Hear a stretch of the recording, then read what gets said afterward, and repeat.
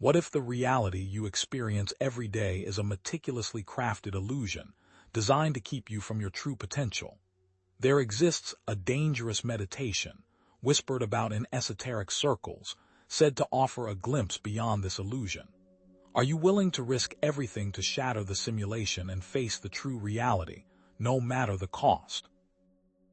From Plato's allegory of the cave, where prisoners mistake shadows for reality, to the mind-bending implications of modern quantum physics, the idea that our perceived world might be an illusion has captivated philosophers and scientists for millennia. But what if this simulation isn't a mere intellectual exercise? What if it's a sophisticated system of control, designed to keep you docile, compliant, and unaware of your inherent power? The education you receive, the media you consume, and even the very structures of government subtly reinforce the illusion, shaping your beliefs and limiting your perception of what's possible. They provide just enough freedom to keep you comfortable, perpetuating the cycle of conformity, but the truth is that freedom may not even be real. However, whispers persist of a way to awaken from this slumber, a path to see beyond the veil and reclaim your sovereignty. This path, however, is not paved with sunshine and rainbows. It's a treacherous journey fraught with peril, where those who dare to venture often return irrevocably changed, if they return at all. The vast majority remain blissfully ignorant, content within their simulated reality, never questioning the nature of their existence, and it is precisely this unconsciousness that allows the system to maintain its grip. The question then becomes, can this dangerous meditation truly allow us to see beyond the simulation and change our place within the structure? Or is it a siren song, luring us towards madness and destruction?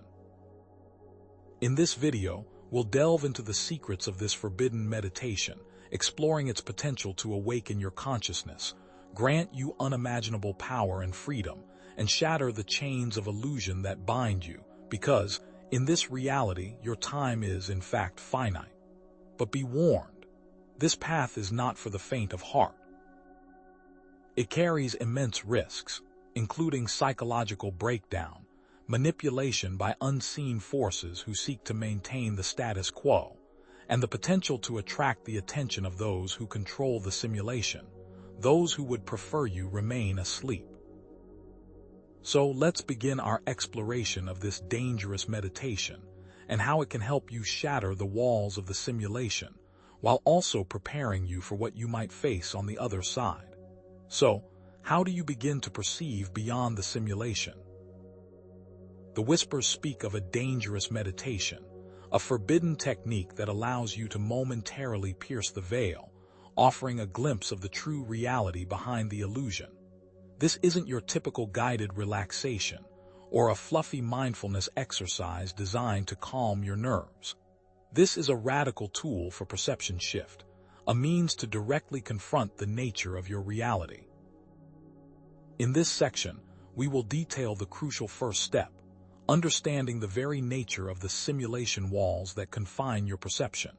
Think back to Plato's allegory of the cave. Imagine prisoners chained in a cave mistaking shadows on the wall for reality. These shadows are not reality, but mere projections, illusions created by a fire and puppeteers behind them. What if our world is much the same? The prisoners have no concept of the world outside the cave. They believe what they see is all there is, and they would likely ridicule anyone who tried to tell them otherwise.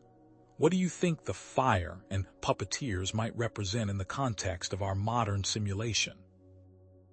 Could it be the media, the education system, or even the very societal programming that shapes your beliefs and limits your potential? But here's the truth.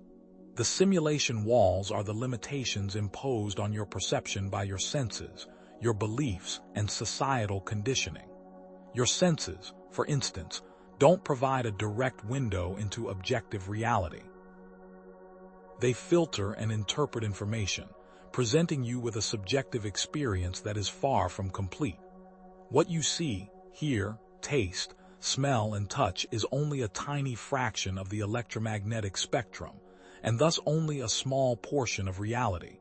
Consider dogs, for example. They can hear sounds and smell scents far beyond the range of human perception, experiencing a sensory world far richer and more detailed than our own. Even more insidious is the role of belief systems in shaping your reality. Deeply ingrained beliefs act as filters, shaping what you perceive and how you interpret it. This is because the power of collective belief is the foundation of the simulation. If you believe something to be true, you will find evidence to support it, even if it isn't objectively real. These beliefs then become self-fulfilling prophecies, trapping you within the confines of the simulation, as the cabal are aware of. Societal conditioning, through media and education, only reinforces these parameters, subtly programming you to accept the limitations of the simulation. They are constantly feeding you narratives that reinforce the status quo and limit your perception of what's truly possible. This is why it's so difficult to break free, why the simulation feels so real, and why so many people remain trapped within its walls, generation after generation. So, how do you begin to dismantle these walls? Here's a simple perception awareness exercise you can try right now. Choose a common object around you: a pen, a cup, a key. Now observe it with fresh eyes as if you've never seen it before. Question your assumptions about its nature and purpose. What is it really? Notice the subtle details you usually overlook: the texture, the color variations, the way the light reflects off its surface. Engage all your senses to fully experience the object. Consider alternative interpretations of its function. Could it be used for something else entirely? This simple act of questioning your perceptions can help you begin to deconstruct your habitual patterns of thought and recognize the constructed nature of your reality. This is the first crack in the simulation wall. But simply recognizing the simulation walls is not enough.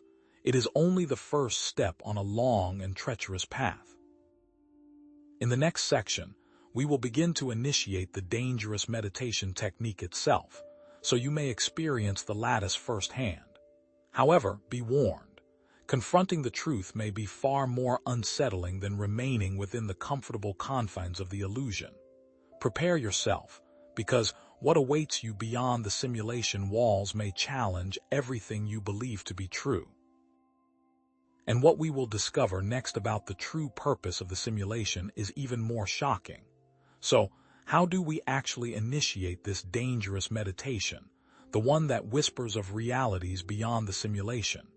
This isn't about finding inner peace or reducing stress, although those might be welcome side effects. This is about actively hacking the simulation, about developing the ability to perceive the code behind the reality you experience. We will focus on the initial mental preparation, the critical steps you must take before even attempting to pierce the veil. Consider the concept of beginner's mind in Zen Buddhism. It's the idea of approaching everything with openness, curiosity, and a complete lack of preconceptions. Think about looking at a familiar object, a tree, a car, a face, as if you've never encountered it before. Stripping away all your preconceived notions, all your labels and judgments, and simply experiencing it with fresh eyes. Now imagine the difficulty of doing this with your own life, your own beliefs, your own reality. This is because detaching from preconceived notions is absolutely essential to seeing beyond the simulation walls. It is the sandbox you have been shackled to. But here's the key. Your brain has been programmed, and it's exceptionally difficult to unsee that programming. The ego, that self-constructed identity you cling to so tightly, plays a crucial role in maintaining the simulation. It identifies with the programmed reality, with the narratives and beliefs that have been instilled in you since birth. It resists any challenge to its worldview, any suggestion that reality might be something other than what it appears to be. The ego sees challenges as threats, so it will go to extreme measures to protect its reality, making it that much harder to escape the simulation. Even more insidious is the constant mental chatter, the endless stream of thoughts that run through your head. This internal monologue reinforces the simulation's narrative, constantly reminding you of who you are, what you believe, and what you should expect from the world. It distracts you from direct perception, from the possibility of experiencing reality without the filter of your thoughts. These thoughts form what are known as thought forms, mental constructs that take on a life of their own, influencing your perceptions and shaping your reality. Your beliefs and expectations shape your experience, creating a self-fulfilling prophecy within the simulation. So, how do you begin to quiet the mind and weaken the ego's grip? Try this thought observation exercise. Sit quietly in a comfortable position, close your eyes, and simply observe your thoughts without judgment. Imagine you're watching clouds pass by in the sky. Don't try to stop the thoughts. Don't try to control them. Just let them come and go. Identify recurring thought patterns and beliefs that limit your perception. What are the narratives you constantly tell yourself about who you are and what you're capable of? Question the validity of your thoughts. Ask yourself, is this really true? Or where did this belief come from? Try this disidentification practice. Silently repeat affirmations such as, I am not my thoughts, I am the awareness behind my thoughts. The key is to weaken the ego by not engaging with every thought, by recognizing that you are not your thoughts, you are the observer of your thoughts. But quieting the mind is just the first step in initiating this dangerous meditation. We have to get the mind to quiet down, so we can turn our intention into a laser-like focus. More active elements are required to actually pierce the simulation. The next step involves using focused intention to pierce the simulation, to direct your consciousness like a laser beam at a specific point of perceived reality. However, be warned, confronting the underlying reality can be mentally and emotionally challenging, potentially creating distortions and chaos in your perception. You are about to make a leap, so be prepared. Now, let's delve into the active phase of the meditation, the one that involves using focused intention to break through the simulation walls. Think of it this way. The active phase is like directing a laser of consciousness towards a specific point of perceived reality. This laser is your focused intention, amplified by your unwavering belief in the possibility of breaking through. You must understand that this active element is what makes this meditation dangerous, due to the potential for unexpected feedback loops and unforeseen consequences. Think about the concept of quantum entanglement. It suggests that seemingly separate entities can be interconnected, instantly affecting each other regardless of the distance between them. Imagine two entangled particles, linked in such a way that when you change the state of one, the other instantly changes as well, even if they're light years apart. What if focused intention can create a similar entanglement with the underlying reality, allowing you to influence it in ways you can't even imagine right now? The ancients were aware of this, as we will see. But here's where it gets interesting. Focused intention can amplify your consciousness, making it more potent and effective. Consider the concept of syntropy, the opposite of entropy. Syntropy suggests that intention can draw energy and information towards a desired outcome, counteracting the natural tendency towards disorder and decay. Imagine a plant growing towards the sunlight, defying gravity and drawing energy from its environment to create order and complexity. This is syntropy in action, the power of intention to shape reality. Sustained focus can create a resonance with the underlying reality, allowing you to perceive beyond the surface level, to glimpse the code behind the curtain. Strong emotions act as a catalyst for manifestation, amplifying your intention and accelerating the process of breaking through. The stronger the emotion, the more potent your intention becomes. So, how do you cultivate this focused intention and direct your laser of consciousness? Try this focused intention exercise. Choose a specific aspect of your reality you wish to change, such as a limiting belief, a negative pattern, or a persistent problem. Now, close your eyes and visualize your desired outcome with intense clarity and emotion, feeling as if it's already real. See yourself free from that limitation, living the life you desire. Repeat a specific affirmation that reinforces your intention, such as, "I am free from this limitation," or "I create my own reality." Practice this exercise daily, maintaining a consistent focus and emotional connection to your desired outcome. Feel it real, but here's a word of caution: do not get attached to the results, or you'll be stuck in another loop. Continue the practice, whether or not you see immediate changes. While the power of focused intention is immense, it also has potential dangers if it is misused. Consider that there are other people in the simulation, using focused intention as well, sometimes with nefarious intentions. But we're just scratching the surface. What happens when the meditation works, when you successfully break through the simulation walls? What are the consequences of seeing the truth, and are you prepared for what you might find? Now, let's brace ourselves and prepare to explore the potential consequences, both positive and negative, of successfully perceiving beyond the simulation. Seeing the truth, whatever that may be, can be a destabilizing and profoundly challenging experience. This isn't a game. This is about potentially unraveling the fabric of your perceived reality.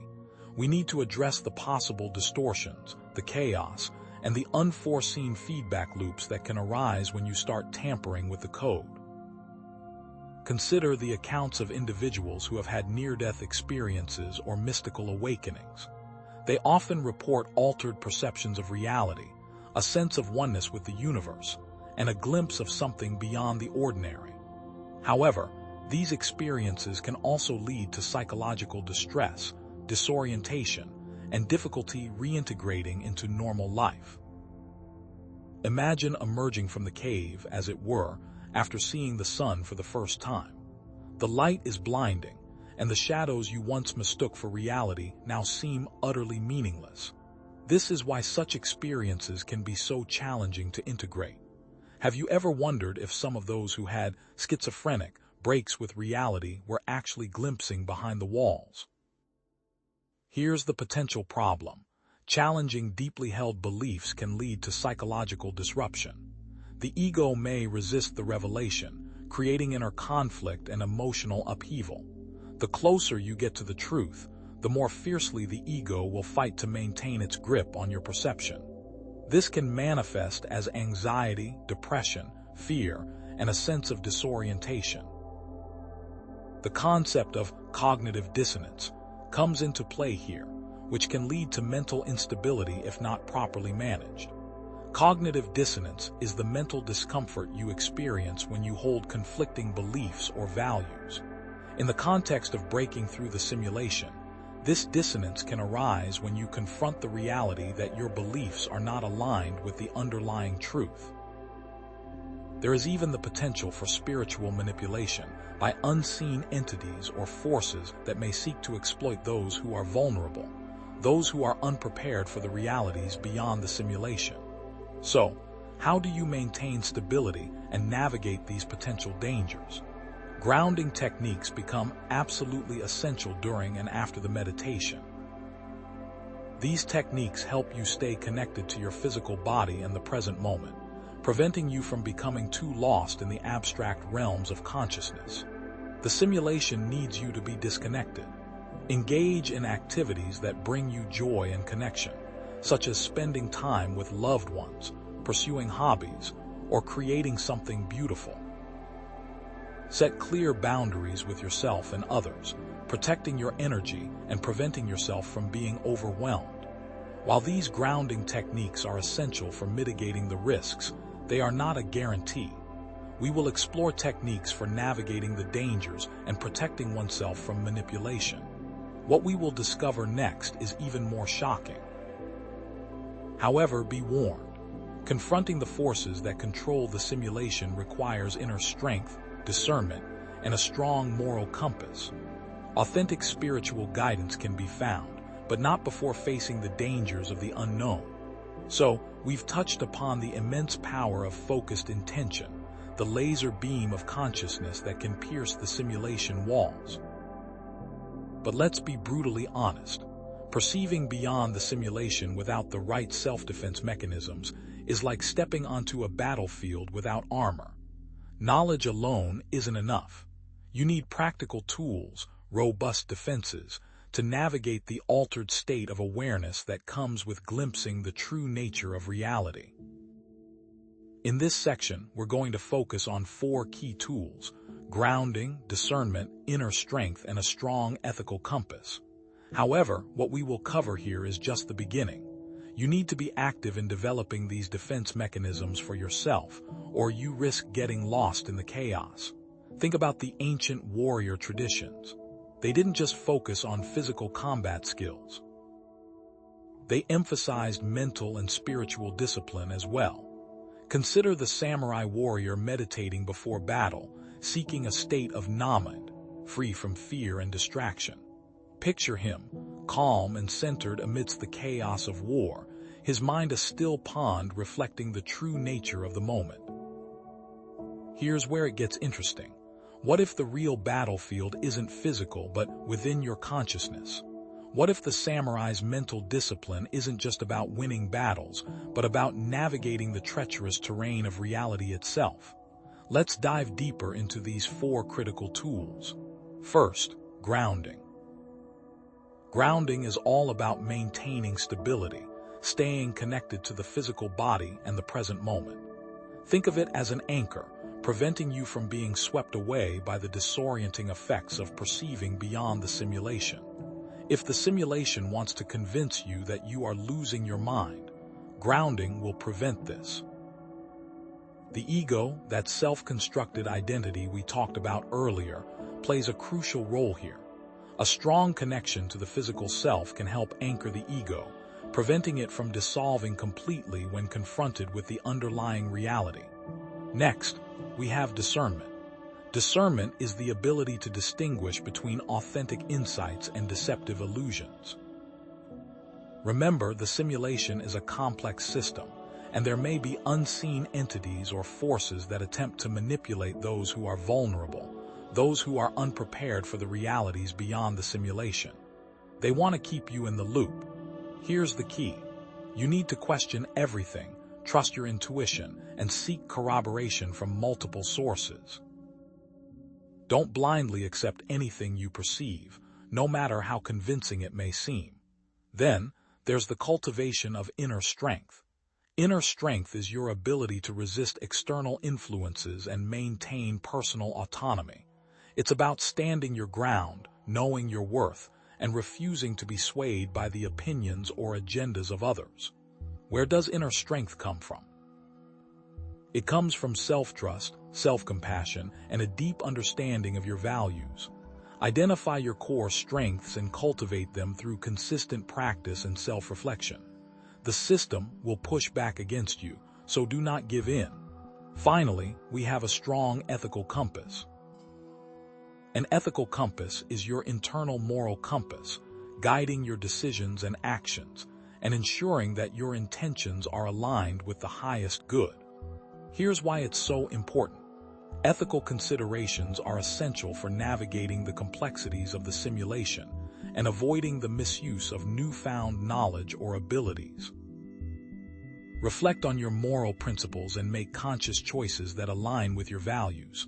So, how do you actually develop these 4 crucial tools? Let's get practical. First, grounding. Spend time in nature, walking barefoot on the earth or gardening.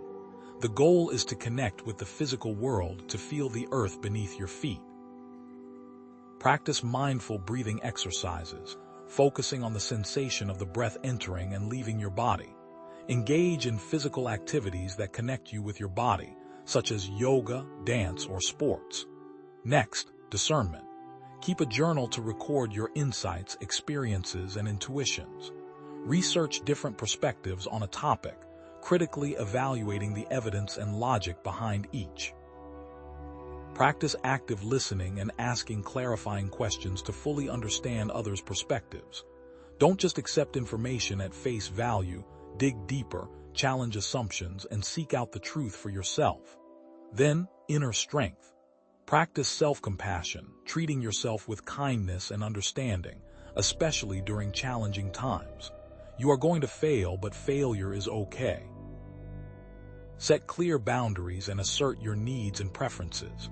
Engage in activities that build your confidence and self-esteem, such as learning a new skill or pursuing a passion. Stand tall in your truth and refuse to be silenced. Finally, your ethical compass. Reflect on your values and moral principles, writing them down and reviewing them regularly. The system is designed to undermine you, so you must know your values. Consider the potential consequences of your actions and choose the path that aligns with the greatest good for all. Seek guidance from trusted mentors or spiritual advisors.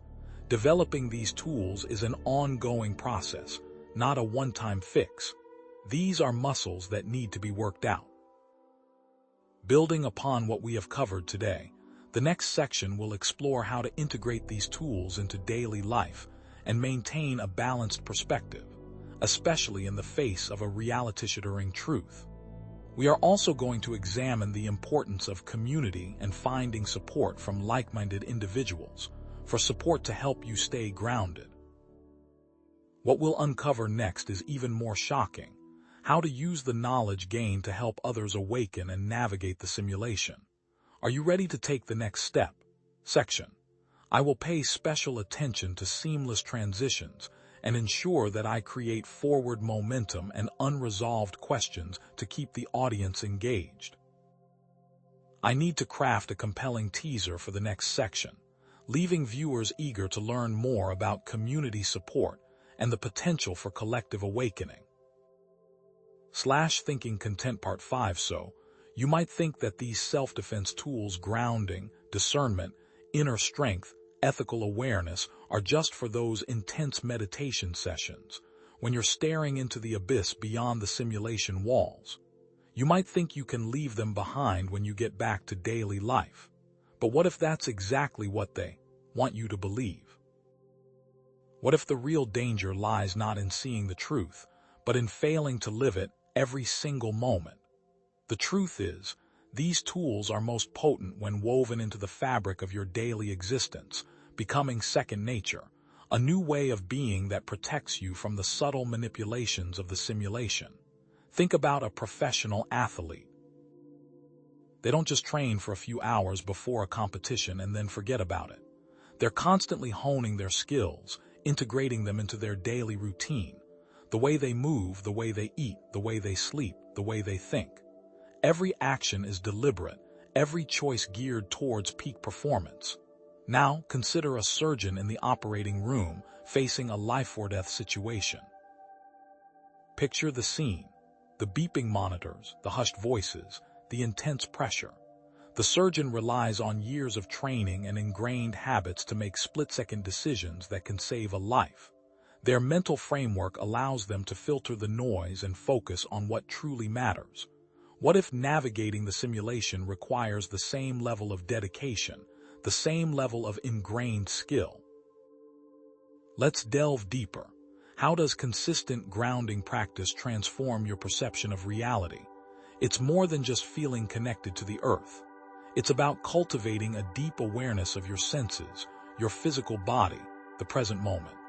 In other words, you are no longer easily swept away by anxieties about the future or regrets about the past.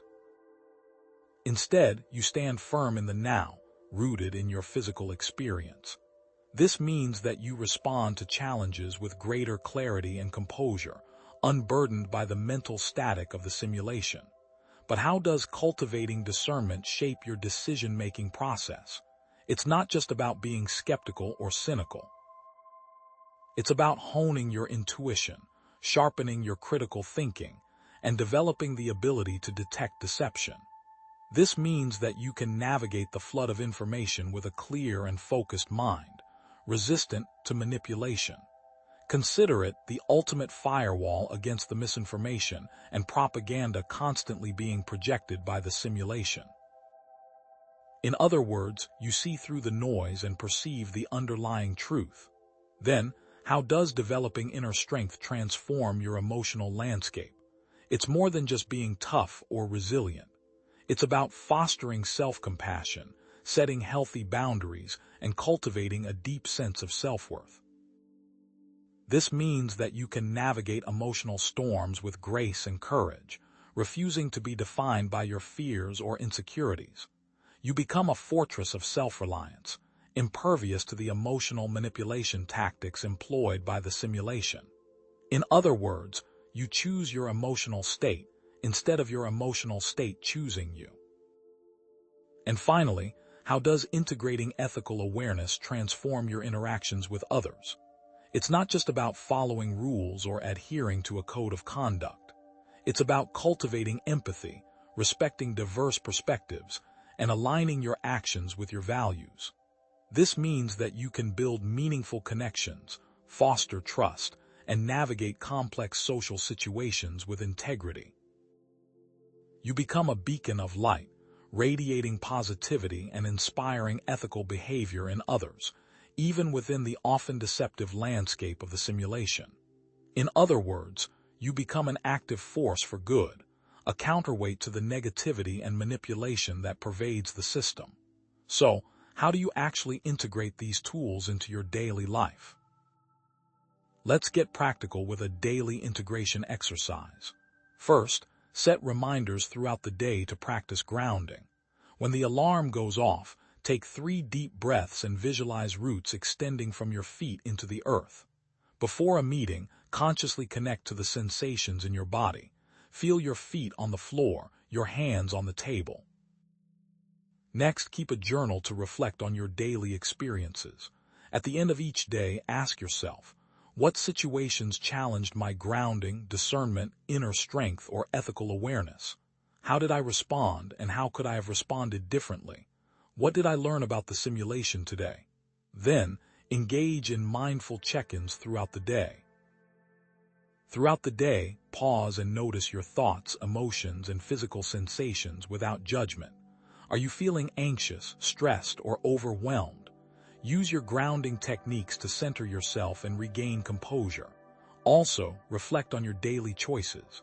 Before making a decision, ask yourself, does this align with my values and ethical principles? Am I acting out of fear, insecurity, or a genuine desire to contribute to the greater good? Be patient. Start small, gradually increasing the frequency and intensity of your practice. Maintaining a balanced perspective, however, requires ongoing effort and self-awareness. But that's just the beginning. What if I told you that you are not alone? What if there are communities of like-minded individuals, other awakened souls, who are also navigating the simulation, sharing their knowledge and experiences, and supporting each other on this journey? What we'll uncover next is even more shocking: how to connect with these communities, how to share your own knowledge and experiences, and how to contribute to a collective awakening that could transform the simulation itself. Are you ready to find your tribe? You might believe that by mastering these self-defense tools, you're ready to face the simulation alone. You might think that your personal practice, your solitary meditations, are enough to navigate the complexities of this manufactured reality. But what if that's exactly the kind of isolated thinking the simulation wants to encourage? What if true resilience lies not in individual strength, but in collective support? Navigating the simulation is significantly easier and far more effective with the support of a like-minded community. A supportive community provides invaluable insights, encouragement, and accountability, helping you stay grounded, discerning, and ethically aligned. Now, this next section will focus on the profound benefits of community and provide practical strategies for finding and building one that resonates with your deepest values. This isn't about replacing introspection, but amplifying it through shared experience.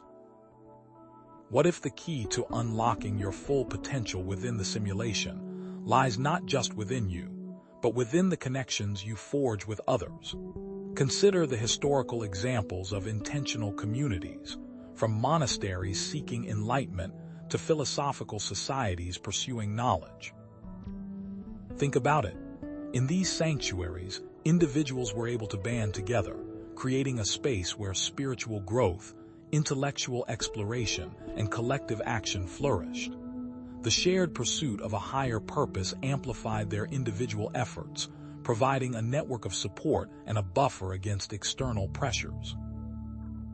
Relate these historical echoes to our modern world, to online communities and support groups, where the potential for connection and collaboration remains as potent as ever. Has the relentless individualism of modern society damaged our inherent capacity for community, and therefore, our resilience against the simulation's control? Let's delve deeper into how a supportive community can act as a powerful shield and catalyst for growth within the simulation. What tangible benefits does it offer? Shared insights and perspectives.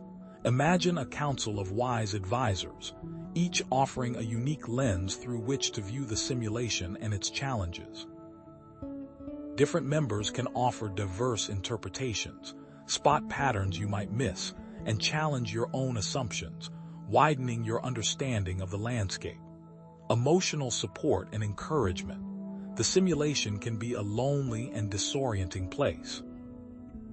When you're facing doubt, fear, or despair, a supportive community can offer a lifeline, providing encouragement, validation, and empathy to help you weather the storm and regain your footing. Accountability and guidance. It's easy to slip into old patterns, to compromise your values, or to lose sight of your goals. Community members can hold you accountable for your actions, providing gentle reminders, constructive criticism, and guidance on ethical dilemmas, helping you stay true to your path. Collective learning and problem solving. Two heads are better than one, and a community is a collective of many minds. By pooling knowledge, resources, and experiences, you can solve problems, overcome obstacles, and navigate the simulation far more effectively than you could alone. Amplify the signal. A single voice can be easily ignored, but a chorus of voices can be heard. When you work together, you can create more change and awareness than any individual. This creates exponential impact, accelerating the shift in consciousness and dismantling the simulation's control. Now, here's the crucial point. Discernment is paramount when choosing a community. You need to be selective, critical, and attuned to your intuition. Avoid groups that are founded on fear, dogma, or manipulation. They exist within the simulation to trap you in another cage, another level of control. Analyze the potential for groupthink, where the desire for conformity stifles critical thinking and independent decision-making. A healthy community fosters open dialogue, celebrates diversity of thought, and empowers individuals to question, challenge, and think for themselves. So what qualities define a truly healthy and supportive community? Shared values first and foremost. Are you drawn together by a common vision, a shared purpose, a set of guiding principles? Mutual respect is essential. Do members treat each other with kindness, empathy, and consideration, valuing diverse perspectives and experiences? Open communication is crucial. Is there a free flow of ideas, feelings, and concerns, with a commitment to honesty, transparency, and active listening? And finally, a commitment to personal growth. Are members actively working to improve themselves, expand their awareness, and contribute to the well-being of the community? Let's turn this into something practical. Let's begin a community-building exercise right here, right now. First, identify your core values and interests. What truly matters to you? What are you passionate about? What kind of world do you want to create? Then, research communities that align with those values. Explore online forums, groups, and social media platforms. Attend local events, workshops, or meetups. Actively participate in these communities. Share your thoughts, experiences, and insights. Ask questions, offer support, and engage in meaningful dialogue. Seek out mentors or role models within the community. Who inspires you? Who embodies the qualities you admire? Connect with these individuals and ask for guidance. Create a diverse network of connections. Don't limit yourself to people who think and believe exactly as you do. Seek out individuals with different backgrounds, perspectives, and experiences. And here's the key: if you can't find what you're looking for, start your own community. If you're not seeing a space that resonates with you, create it. Gather like-minded individuals and build something new, something authentic, something that reflects your values and serves your purpose. But here's what most people miss: you are not always alone. You are the product of community, the child of a village, a spiritual family.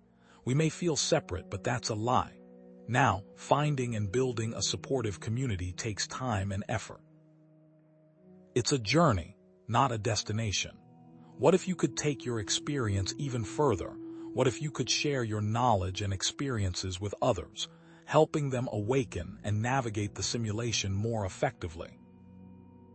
The next section dives into the potential for sharing your insights and contributing to a collective awakening. But it also demands a crucial question. What are the ethical considerations when sharing information within a simulation designed to deceive? What we'll uncover next is even more shocking: the potential for collective action and the transformation of the simulation itself through shared consciousness. What if the key to escaping the simulation isn't about finding a secret exit, but about changing the way you perceive the very walls that confine you? What if the real world is always accessible, merely obscured by layers of sensory input and mental programming? This dangerous meditation isn't just about relaxation or mindfulness. It's about accessing a specific awareness state that allows you to perceive beyond the limitations of the simulation, to glimpse the underlying reality itself. This section will detail the qualities and characteristics of this awareness state, focusing on its unique attributes that separate it from ordinary consciousness. Think about it like this: lucid dreaming. You're asleep, immersed in a seemingly real world, interacting with people, places, and things that feel incredibly tangible. But suddenly, something shifts. You realize you're dreaming. The rules change. The limitations dissolve. You gain control. In lucid dreaming, the dreamer has a heightened awareness that transcends the normal dream state, which can be an analogy for our simulation walls. The meditation aims to achieve a similar lucidity in waking life, piercing through the illusion of the simulation. Can you recall a time you had a lucid dream? What did it feel like to know you were dreaming? Now, let's delve deeper into the key characteristics of this awareness state. First, there's a detachment from the senses. The meditation allows you to quiet the constant barrage of external stimuli, to turn down the volume of the physical world. It's like creating sensory holes, tiny gaps in your perception that allow you to peek beyond the constructed reality. Secondly, there's heightened intuition. Logic and reason are useful tools within the simulation, but they can also be traps designed to keep you within its confines. In this awareness state, intuition becomes a far more reliable guide, offering insights that defy logical explanation, guiding you towards the truth that the simulation attempts to hide. What if the simulation is logical, but reality is not? Imagine relying on your gut feeling, trusting your inner voice above all else. Thirdly, there's a direct perception of reality. This state allows you to perceive the underlying structure and patterns of the simulation, seeing past the surface-level distractions and manipulations. It's like seeing the code behind the game, the matrix of energy and information that makes up your perceived world. Fourth, there's an expanded sense of self. The boundaries of your individual identity begin to dissolve, and you experience a profound sense of interconnectedness with all things. You realize that you are not just a separate entity within the simulation, but a part of something much larger, something infinite. And lastly, there are time and space distortions. Time becomes fluid, less linear, and the past, present, and future may seem less distinct than they do in your ordinary consciousness. Space, too, becomes malleable, as the limitations of physical distance begin to fade. It's like the simulation's programming struggling to render something that isn't bound to the rules it relies on.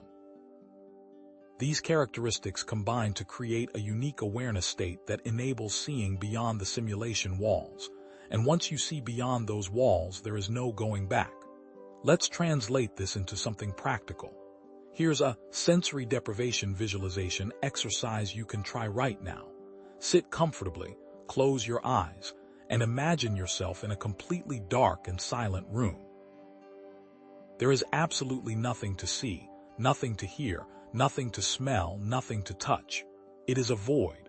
Focus on your inner sensations, noticing the subtle feelings in your body, the thoughts in your mind, and the emotions in your heart.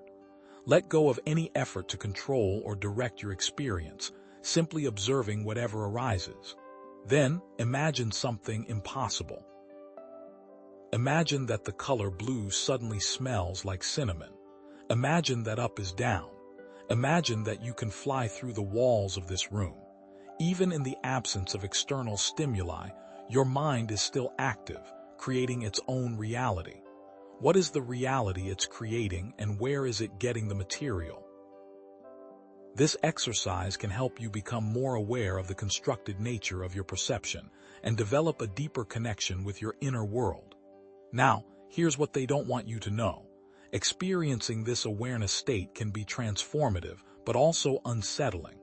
It can challenge your most fundamental beliefs about yourself, your life, and the nature of reality. What specific types of things might you see or experience when perceiving beyond the simulation walls? What symbols, patterns, or entities might you encounter that challenge your understanding of everything? And what if those entities can see you too?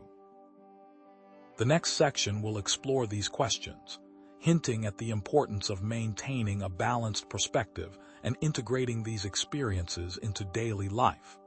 What if the mundane reality you perceive every day is only a fraction of what's truly there?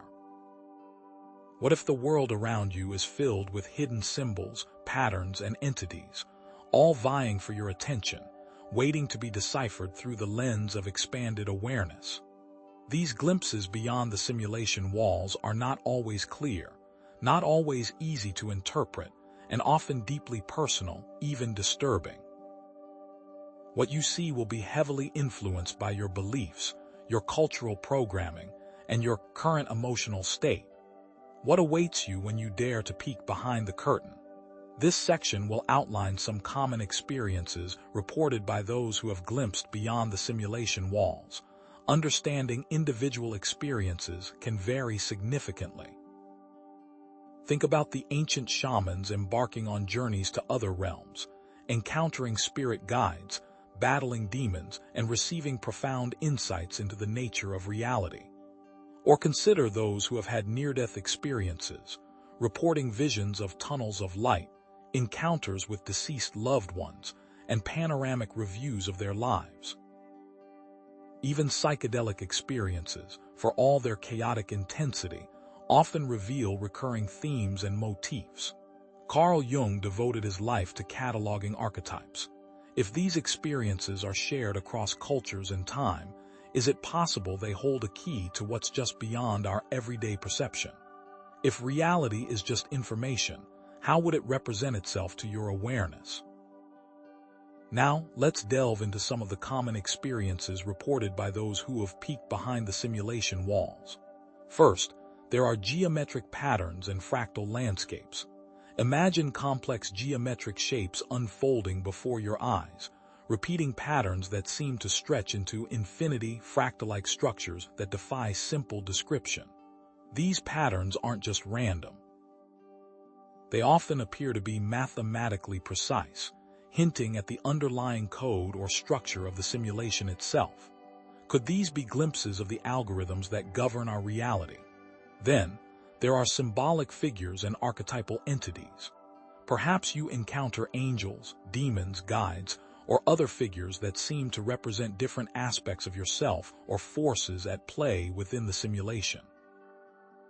These figures may not be literal beings, but rather symbolic representations of deeper psychological or spiritual realities. But here's the risk: misinterpreting these figures based on your pre-existing belief systems. What if the angel you see is just your mind projecting a familiar image onto something far more complex and alien? Also, there are the glitches and anomalies. Have you ever experienced something disappearing right before your eyes, the laws of physics being violated, or time seeming to skip or repeat itself? These glitches in the matrix might serve as cracks in the simulation, allowing you to glimpse the underlying reality. What if these glitches aren't random errors but deliberate signals, invitations to look closer? Additionally, there are the overlays and filters. The sensation of seeing the world through different filters or overlays, revealing hidden layers of information or energy. Imagine seeing the world in infrared, ultraviolet, or some other spectrum of light normally invisible to the human eye. These overlays might represent different levels of consciousness or dimensions of reality. What if your everyday perception is just one tiny slice of a much larger spectrum of possibilities? Finally, there are the rare glimpses of the source code. Imagine being able to see the programming language that your world is built upon. This could be an individual's ability to see the very rules that govern their reality and how it might be changed, circumvented, or even broken. But here's the key: all of these experiences are subjective. What one person sees as a benevolent guide, another might perceive as a malevolent entity. What one person interprets as a glimpse of the divine, another might dismiss as a hallucination. Approaching these experiences with caution and discernment is critical. These experiences can trigger powerful psychological and emotional responses.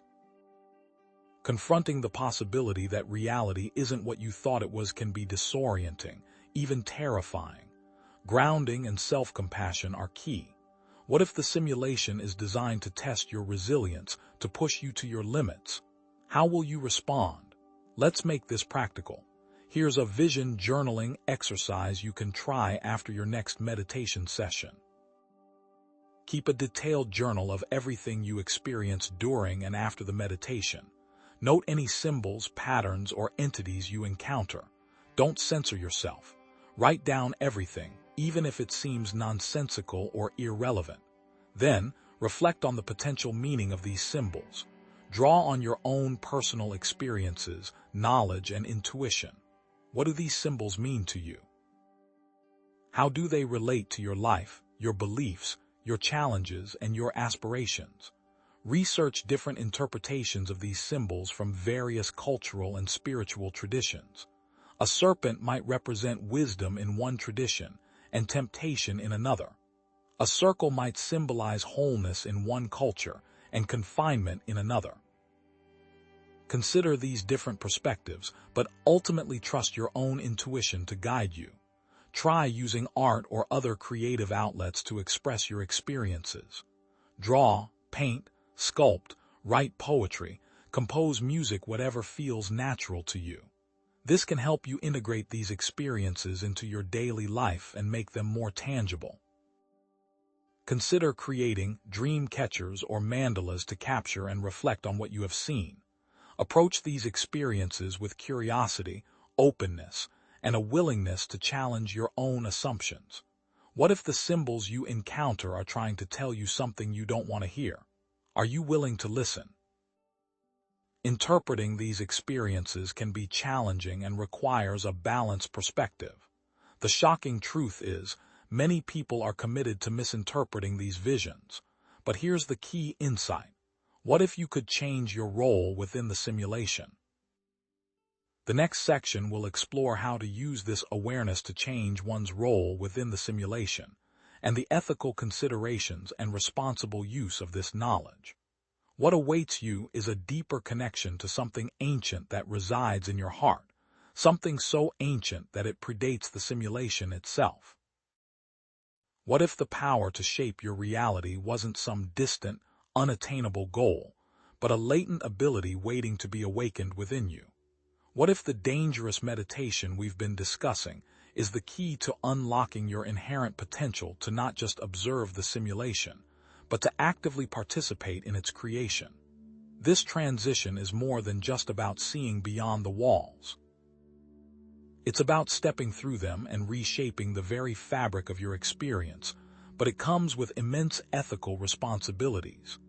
In this section, we will explore the methods for intentionally altering your role within this reality, focusing on the responsible application of this power. But know this level of meditation can be considered black magic and should not be taken lightly. Think about this for a moment. We exist within what's often called consensus reality, a shared agreement about the nature of existence that is upheld by our collective beliefs. If a large majority of people believe something to be true, it becomes true, at least within the confines of this shared simulation. But here's where it gets interesting. What if you could, on a personal level, begin to subtly shift the consensus, altering your immediate reality to better reflect your desires and intentions? Consider the well-documented placebo and nocebo effects in medicine. The placebo effect demonstrates how a sugar pill, with no active ingredients, can produce real, measurable physiological changes simply because the patient believes it will. Conversely, the nocebo effect shows how negative expectations can worsen symptoms or even create new ones. If belief alone can influence physical outcomes, doesn't this suggest that our perceptions and expectations have the power to directly alter the very fabric of reality? Is it possible this is how prayer actually works when performed correctly? Let's go even further. Focused intention can be used to alter the code or rules of the simulation on a personal level. Think of it as interacting with the quantum field, influencing probabilities and creating desired outcomes. The quantum field, the underlying energy matrix of all existence, is constantly fluctuating with possibilities. Your intention acts as a focusing lens, collapsing these probabilities into the reality you experience. This leads to the concept of personal reality bubbles. Each individual creates their own unique experience of the simulation based on their beliefs, expectations, and emotional states. Your reality is not a fixed, objective entity, but rather a fluid, ever-changing reflection of your inner world. But here's the catch. Manipulating reality comes with immense ethical implications. What happens if your desires conflict with the desires of others? Are you willing to risk causing harm in pursuit of your own goals? The concept of karma, or cause and effect, becomes critically important. Every action creates a corresponding reaction, both within and beyond the simulation. Aligning your intentions with the highest good, avoiding harm to others or yourself, becomes paramount. So how do you know what is ethical in a simulation? So how do you responsibly hack reality? First, it is important to assess your sphere of influence. What are the limits of your power? Can you manifest wealth with intention? How about health? It is important to find the boundaries of your abilities. But here is where it gets weird. You should keep a close eye on the possibility of feedback loops and unintended consequences of manipulating the simulation. Altering one aspect of your reality may have unforeseen ripple effects in other areas. A sudden influx of wealth, for example, might come at the cost of strained relationships or increased stress. Consider, what do you really want? Let's make this practical with a reality alteration visualization exercise. Choose a specific, achievable aspect of your reality you wish to change. This could be improving your mood, attracting a positive opportunity, or strengthening a relationship. It's important to start small and focus on something you genuinely desire. Then, find a quiet space where you won't be disturbed and close your eyes. Visualize your desired outcome in vivid detail, engaging all your senses and emotions. See yourself experiencing the positive change, Feel the joy and gratitude. Hear the sounds associated with your success. Imagine the feeling of already having achieved your desired outcome, cultivating gratitude and appreciation. Focus on the feeling more than the image. Create a control to make sure reality isn't changing in another way that influences your perceived change.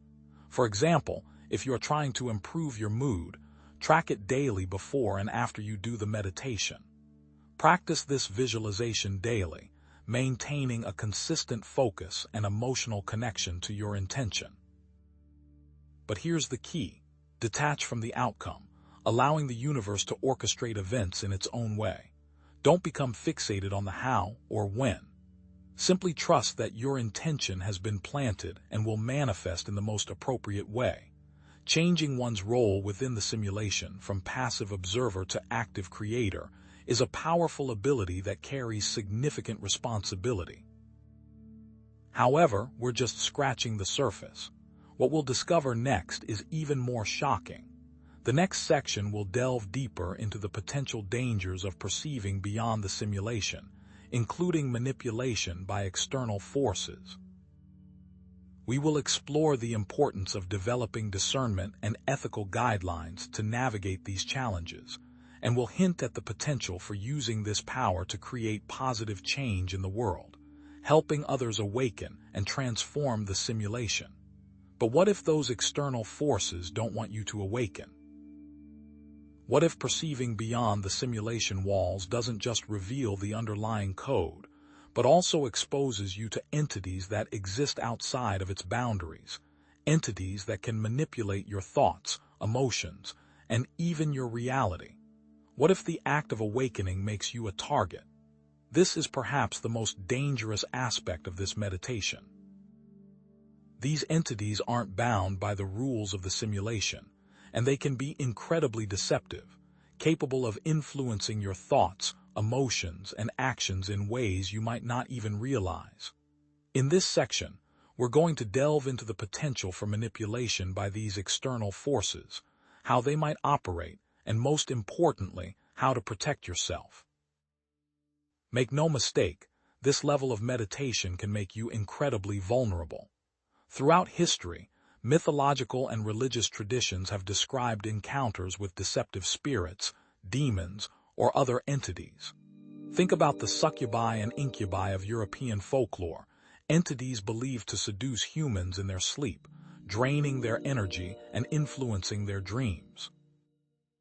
Or consider the jinn of Islamic tradition, beings of smoke and fire with the power to grant wishes, but often with a hidden price. Even the ancient Gnostics warned of the archons, parasitic beings that feed off human suffering and keep us trapped in a cycle of ignorance. These aren't just ancient myths. Modern paranormal accounts are filled with stories of entity attachments, possessions, and psychic attacks. People report feeling drained, experiencing sudden mood swings, hearing voices, or even acting completely out of character. Consider also the pervasive conspiracy theories about shadow governments or hidden controllers manipulating world events, pulling the strings from behind the scenes. If the simulation is a game, are there other players and what are their motives? But how do these entities actually operate within the simulation? It's not about physical control, but about subtle influence. They can't directly override your free will, but they can nudge you in certain directions, amplifying your fears, exploiting your desires, and clouding your judgment. Imagine that they influence your thoughts and emotions through subtle energy fields or psychic suggestion, like radio waves subtly altering the signal of your mind. Think about how they might exploit your vulnerabilities, your deepest fears and desires, using them as leverage to gain control. They can even mimic spiritual guides or loved ones, offering comforting words or seemingly helpful advice, all while subtly leading you astray. Some believe that these entities feed off loosh, or emotional energy, using human suffering as a power source. This is why they may promote division, conflict, and negative emotions, as these generate the energy they need to thrive. The problem here is that there may be no external validation to prove entity existence, so all claims may be internal or a product of your own consciousness. How can you trust what you perceive? Fortunately, there are techniques you can use to detect and resist manipulation. Start by practicing regular, energy-clearing techniques. Smudging with sage or Palo Santo can help to cleanse your energy field and dispel negative influences. Salt baths can draw out impurities and restore your energetic balance. Visualizations, such as imagining yourself surrounded by a protective shield of light, can create a powerful barrier against unwanted energies. It's also crucial to develop strong emotional boundaries. Learn to say no to requests that drain you, protect your personal space, and distance yourself from toxic people or situations. Question the source of your thoughts and emotions. Ask yourself, is this truly mine?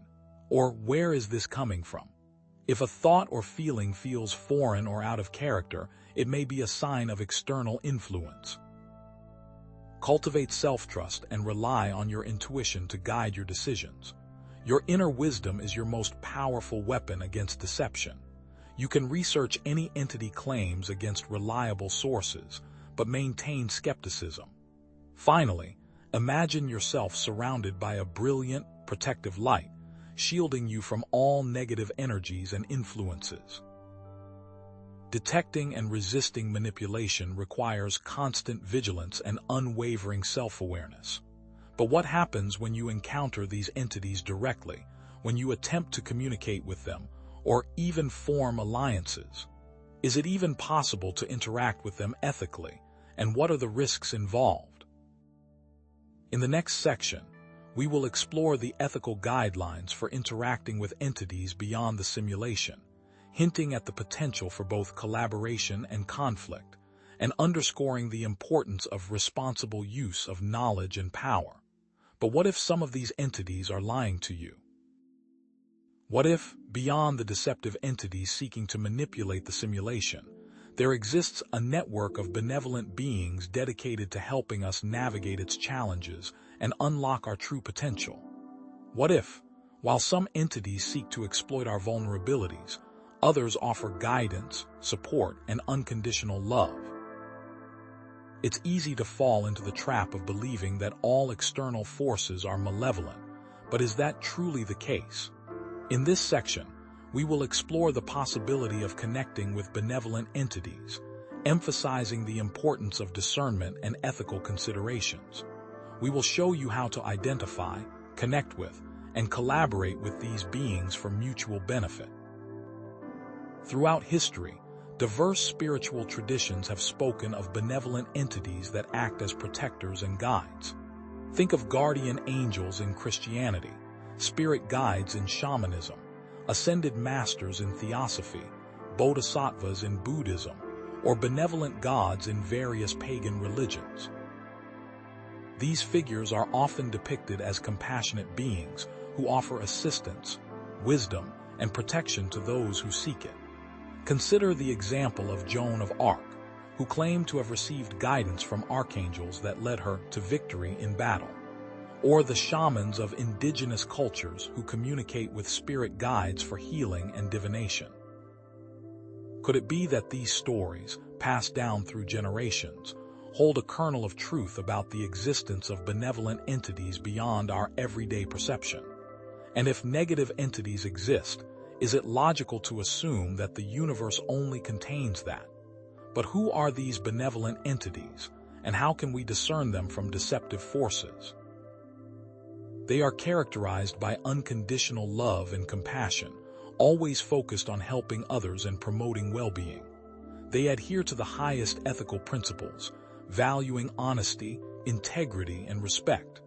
Crucially, they empower individuals, encouraging autonomy and self-reliance rather than dependence. And most importantly, they respect free will, never interfering with your choices or actions without your explicit permission. These are the hallmarks of a truly benevolent being. To discern them from deceptive entities, you must trust your intuition, that inner voice that whispers warnings or affirmations. Seek corroboration from trusted sources, spiritual advisors, or your own experiences.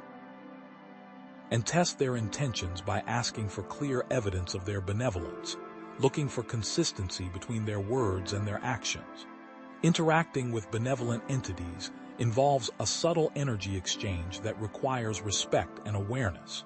Gratitude and appreciation create a positive energy flow, strengthening the connection and fostering mutual benefit. Service to others amplifies the beneficial effects of the interaction, aligning your actions with the benevolent entity's desire to improve the world.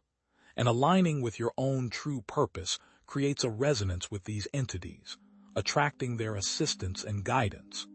Imagine that you are a radio receiver, and these entities are broadcasting on a specific frequency. By cultivating these qualities, you tune yourself to that frequency, allowing for clear communication and collaboration. Let's explore a practical way to connect with these entities. Start by creating a quiet and sacred space, free from distractions. Dim the lights, light a candle, or play some soothing music. Close your eyes and focus on your heart center, cultivating feelings of love, gratitude, and compassion. Visualize a benevolent entity as a source of light, wisdom, and guidance. It could be an angel, a spirit guide, or simply a radiant being of pure energy. Ask for assistance with a specific challenge or intention, expressing gratitude for their help, even before you receive it. Journal any insights, feelings, or guidance received during the meditation. And most importantly, approach this exercise with respect, humility, and a clear intention to serve the greater good. Be open to signs and symbols during the day, too. That's when they usually communicate. Forming connections with benevolent entities requires practice, discernment, and a commitment to ethical principles. It's a journey of self-discovery, requiring constant vigilance and unwavering self-awareness. But what happens when we harness this enhanced awareness not just for personal growth, but for the collective transformation of the simulation itself? In the next section, we will explore the potential for using shared consciousness to create a more positive and harmonious reality for all, hinting at the power of collective awakening and the dismantling of the simulation through shared consciousness. Helping others see past the walls is one of the best ways to speed up the simulation's transformation. What if the dangerous meditation that lets you see beyond the simulation walls is not just a solitary path, but a catalyst for collective awakening? What if the true key to transforming the simulation lies not only in individual gnosis, but in shared awareness and intentionality? It's tempting to believe that personal enlightenment is enough, but could it be that the simulation is designed to be reshaped by a chorus of awakened voices, each contributing to a symphony of change? In this section, we will explore the mechanisms of collective transformation, focusing on the ethical considerations and potential impact of shared consciousness. But how many people need to wake up to actually change the simulation? Think about it. The simulation is like a shared dream, where multiple people can participate in and influence a single dream world. If enough dreamers become lucid, they can collectively alter the landscape and rewrite the narrative of the dream. Consider the civil rights movement, where a shared desire for equality and justice fueled a cultural shift that transformed society. Or think of the environmental awareness movement, which gained momentum as more and more people recognized the interconnectedness of all living things. And what about the rapid adoption of new technologies, like the internet, where collective demand and participation drove innovation and widespread use? This is reminiscent of the 100th monkey effect, where a new behavior or awareness spreads rapidly throughout a population once a critical mass is reached. Is the simulation just waiting for enough of us to wake up? To understand how this works, let's delve into the concept of a morphogenic field, also known as the collective unconscious, an invisible matrix of shared thoughts, beliefs, and intentions that connects all individuals. When enough people focus on a particular thought or belief, it creates a resonance within this field, amplifying that pattern and influencing others. If the majority of people believe in fear, scarcity, and division, the morphogenic field will reflect those patterns, creating a world of conflict and limitation. Conversely, if enough people focus on love, abundance, and unity, the field will shift towards those patterns, creating a more harmonious and fulfilling reality. It's like a self-fulfilling prophecy on a global scale. Now, analyze the power of collective intention. Synchronized meditation or prayer, for example, can create measurable effects on global events, reducing crime rates and promoting peace. Focused intention from a large group can influence the quantum field and manifest desired outcomes, proving that reality is not fixed, but malleable and responsive to our collective will. The key, however, lies in ethical considerations. Harnessing collective intention requires alignment with the highest good, ensuring that our desires are not driven by selfish ambition or harmful intentions. They, the controllers, know this. They are counting on our selfish ambition. Syntropy, the opposite of entropy, is another critical piece of the puzzle. While entropy describes the natural tendency of systems to move towards disorder and chaos, syntropy represents the force that organizes, integrates, and creates greater complexity. In a small group, syntropy creates a benefit that is greater than the sum of its parts. It is the collective effort to change reality. The combined effort of many individuals working together generates a synergistic effect, amplifying the power of each individual and creating a force that can overcome the inertia of the simulation. Imagine a group of people working together to lift a heavy object. Each person contributes their strength, and the combined effort makes the task much easier than if any individual tried to lift it alone. Syntropy works the same way. This collective effort creates a new reality. Let's put this into practice with a collective intention exercise. Start by joining or creating a group focused on a specific positive outcome for the world, such as ending poverty, promoting environmental sustainability, or fostering peace and understanding. Participate in synchronized meditations or prayer sessions, focusing on this outcome with shared intention. Engage in collective action, such as volunteering, advocating for positive change, or supporting ethical organizations. Use social media to spread awareness, share positive stories, and inspire others to join the movement. Direct yourself and others to examples of collective actions, such as movements, activism, etc. Most importantly, maintain a positive and compassionate mindset, even in the face of challenges. Begin with action in your own neighborhood. If it can't work on a local level, then it can't work on a global level.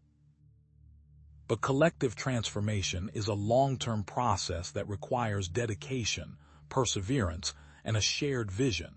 Can we work together to shape our reality? We're just scratching the surface of understanding. What we'll discover next is even more shocking. What if there was a way to take these collective intentions and amplify them exponentially? In the next section, we will summarize the key takeaways from this meditation that lets you see beyond the simulation walls and provide a final call to action, hinting at the potential for creating a more positive and harmonious reality for all, if individuals work together with awareness, intention, and ethical alignment. It all starts within each individual, and then ripples outward to affect the entire simulation. What if the dangerous meditation that lets you see beyond the simulation walls isn't just about opening your mind, but about navigating a complex web of defenses designed to keep you from waking up?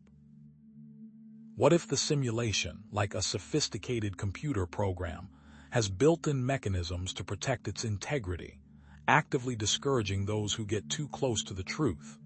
This isn't necessarily a sign of malice, but a reflection of its core function, to maintain a specific reality, even if that reality isn't ultimately benevolent.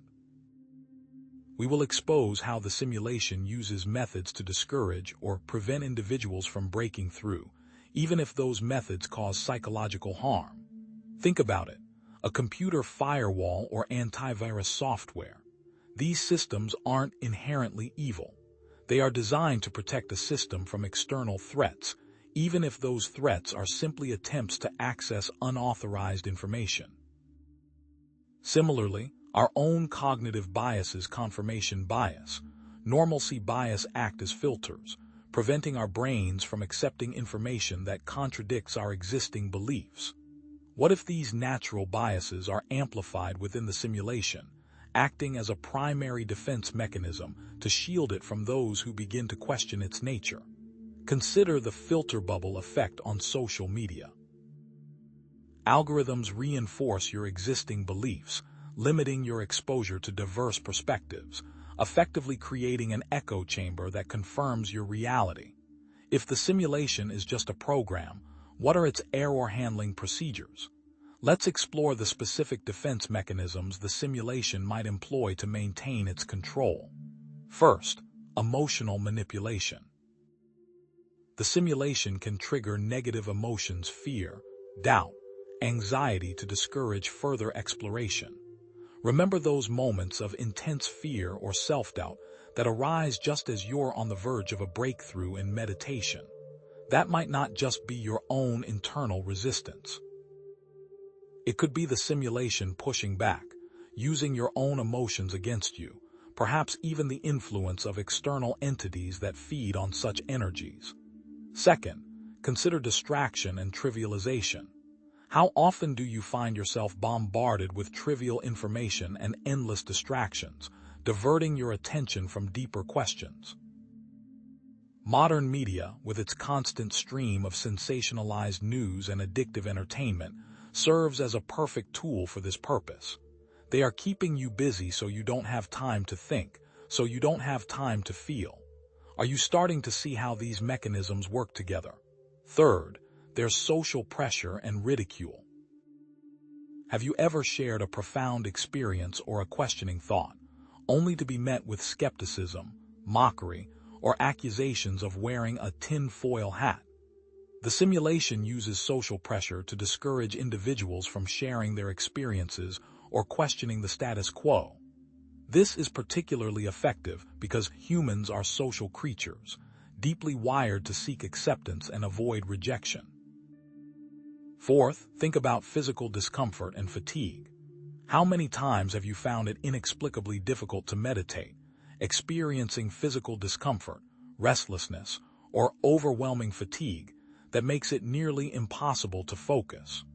The simulation can induce these physical sensations to make practices like meditation practices that directly challenge its control more challenging. Fifth, synchronicity overload. Sometimes the simulation may try to overwhelm you with too much meaning in the external world, overloading your sense-making abilities. The mind seeks patterns, but it can also be exhausted by them. Finally, consider accidents or mishaps. You're on the verge of a major insight, and suddenly you have a flat tire, a family emergency, or some other unexpected setback that derails your progress. These small setbacks in waking life are interference patterns. These defense mechanisms target key human vulnerabilities. The fear of the unknown keeps us from exploring uncomfortable truths. The desire for social acceptance prevents us from questioning the status quo. Attachment to material possessions keeps us tethered to the simulated reality. What's worse, these mechanisms can create self-fulfilling prophecies, reinforcing the simulation's control. If you believe you are powerless, the simulation will reinforce that belief, creating experiences that confirm your powerlessness. If you believe the world is a dangerous place, the simulation will present you with evidence to support that belief. Let's put this into practice with a defense identification exercise. Take some time to reflect on your own experiences and identify instances where you have felt discouraged, distracted, or pressured to conform. What specific emotions, thoughts, and situations triggered these feelings? Were there moments of intense fear or self-doubt that seemed to come out of nowhere? Did you experience sudden physical discomfort or fatigue when attempting to meditate or explore deeper questions? Have you shared a questioning thought only to be met with skepticism or ridicule? Start keeping a log of any unlucky or frustrating coincidences or events and begin to review them as potential interference patterns. Once you recognize these patterns, you can begin to resist them. Practice self-compassion, reminding yourself that it's okay to feel fear or doubt. Set boundaries with those who ridicule or dismiss your experiences. Seek support from like-minded individuals who understand what you're going through. Remember, awareness is the first step towards liberation. Resisting the simulation's defenses requires constant vigilance and self-awareness, but that's just part of the battle. What if the simulation isn't just using negative emotions and external distractions, but also false light and deceptive guidance to mislead those seeking the truth? This further connects to external entities, who can appear as benevolent guides while subtly manipulating your path. How can you discern between genuine guidance and deception? In the next section, we will explore how the simulation may use these tactics to keep you from discovering your true potential, and what you can do to protect yourself. We'll discuss the importance of developing critical thinking skills and ethical discernment. We'll also hint at the potential for turning the simulation's defenses against itself, using awareness as a weapon. What if the very enlightenment you seek is a carefully constructed illusion, a shimmering mirage designed to keep you lost in the desert of the simulated mind? What if some of the most appealing spiritual paths are, in reality, cleverly disguised traps, leading you further away from true liberation? This is the insidious danger of false light and deceptive guidance within the simulation, a subtle yet potent force that can be far more dangerous than overt negativity, as it subtly leads individuals astray while appearing to offer enlightenment or freedom. This section is dedicated to outlining how to identify deceptive guidance and avoid being misled by false light entities or ideologies, so you can better identify wolves in sheep's clothing. The question we must ask ourselves is, how can you know if the path you're on is truly leading you to liberation, or just deeper into the maze? Think about the countless examples throughout history of cults or spiritual movements that began with seemingly noble intentions, yet devolved into manipulative and even destructive forces. Consider the cases of seemingly enlightened gurus or leaders who were later revealed to be abusive, exploitative, or deceptive, their promises of enlightenment masking a hunger for power and control. We can look at Jim Jones or even more contemporary spiritual leaders that have been showcased in documentaries. It's important to remember that deception can wear a mask of benevolence. The parallels extend to modern examples of New Age or spiritual teachings that promote distorted or harmful beliefs, often cloaked in the language of love and light. Toxic positivity, the relentless insistence on positive thinking even in the face of genuine suffering, is a prime example of this, effectively silencing authentic emotions and preventing genuine healing. This is a form of spiritual bypassing. Are you starting to see how this seemingly harmless advice can be so dangerous? False light operates within the simulation by exploiting core human vulnerabilities. It appeals to the ego and its insatiable desire for power, recognition, or special status. False light can offer promises of accelerated spiritual advancement, access to hidden knowledge, or even the ability to influence reality itself, all designed to lure individuals into its web. If it feels too good to be true, be cautious. False light distorts truth with partial information, presenting a convincing but incomplete picture of reality. It mixes genuine insights with subtle falsehoods, making it difficult to discern the deception. This is similar to gaslighting, where a person creates a false narrative within a relationship, causing the other person to doubt their sanity or perception of reality. False light promotes dependence and conformity, encouraging followers to rely on external sources of guidance and discouraging independent thinking and critical inquiry. Have you noticed how some spiritual teachers discourage questioning or critical analysis, demanding blind faith and obedience instead? False light exploits vulnerabilities and fears, targeting anxieties about death, loneliness, or lack of purpose. It offers simplistic solutions and easy answers to complex problems, preying on those who are seeking comfort and security. False light also mirrors back user values. Deceptive entities can reflect what a person already believes, reinforcing existing biases and preventing them from questioning their own assumptions. It creates a cult of personality. False light leaders build up devotion, creating a barrier to criticism or dissent. Now, consider the characteristics of deceptive guidance. It typically exhibits a lack of transparency and accountability. Deceptive guides often avoid scrutiny or questioning, keeping their motives hidden and operating in secrecy. They use manipulation and control tactics, employing guilt, shame, or fear to control their followers and maintain their power. Finally, they show a disregard for ethical principles. Deceptive guides can justify unethical behavior by claiming it serves a higher purpose, rationalizing their actions and deceiving their followers into accepting their transgressions. How can we defend ourselves from such insidious tactics? To navigate these treacherous waters, let's introduce a discernment checklist exercise. Critically evaluate any spiritual teaching, guide, or ideology you encounter, asking yourself the following questions. Does it promote independence and self-empowerment, or dependence and conformity? Does it encourage critical thinking and questioning, or blind faith and obedience? Does it align with ethical principles of compassion, honesty, and respect, or does it justify harmful behavior? Does the teacher practice what they preach, or are their actions inconsistent with their words?